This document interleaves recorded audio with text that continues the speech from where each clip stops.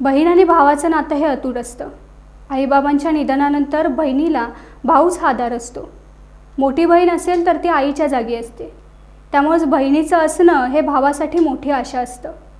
अशीच एक घटना दहिसर मुंबई येथे कुडाळ सिंधुदुर्ग येथील रहिवासी असलेले कैलासवासी जगन्नाथ उर्फ काका दत्ताराम सावंत आणि बहीण सौ दीपिका चव्हाण बाळूताई यांच्या बाबतीत घडले। दीपिकाताईचं निधन झाल्याचं वृत्त रुग्णालयात उपचार घेणारे जगन्नाथ सावंत यांना कळलं।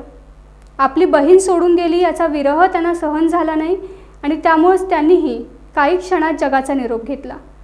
बहीण भावाच्या अकाली निधनानं हिरलोक तालुका कुडाळ जिल्हा सिंधुदुर्ग गावात शोककळा पसरली। सावंत चव्हाण कुटुंबात मोठा शोक आहे।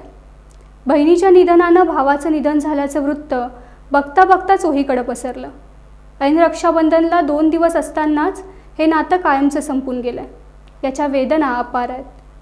टाइम्स डिजिटलला लाईक करा, शेअर करा, सबस्क्राईब करा आणि बेल आयकॉन दाबायला विसरू नका।